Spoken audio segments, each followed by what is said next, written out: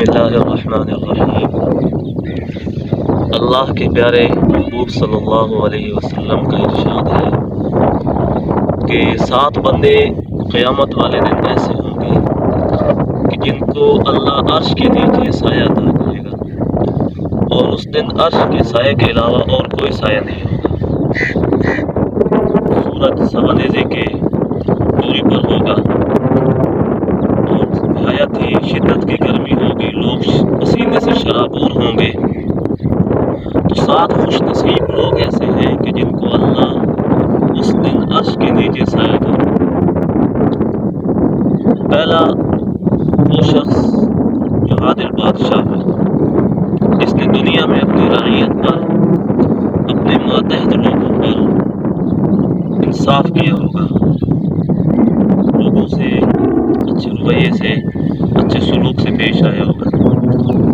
تو عادل بادشاہ کو اللہ رب العزت قیامت والے دن عرش کے نیچے سایہ عطا فرمائے گی۔ دوسرا وہ نوجوان کہ جس نے جوانی میں اللہ کی عبادت کی ہوگی، فضولیات میں، نظریات میں زندگی نہیں گزاری ہوگی، بلکہ اللہ کی عبادت میں زندگی گزاری ہوگی۔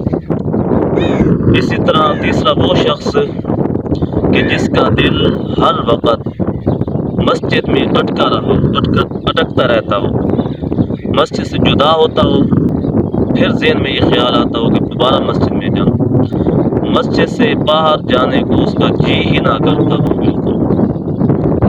اور اسی طرح چوتھا وہ 2 شخص کہ جو اللہ کے لیے آپس میں محبت کرتے ہوں گے، اللہ ہی کے لیے آپس میں ان کا اجتماع ہو اور اللہ ہی کے لیے آپس میں ان کی جدائی ہو۔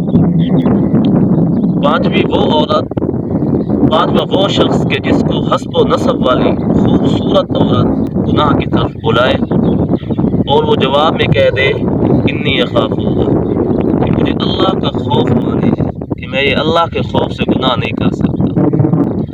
اور اسی طرح چھٹا وہ شخص کہ جو اس طرح مخفی طور پر صدقہ کرے کہ اس کے دوسرے ہاتھ کو بھی خبر نہ ہو۔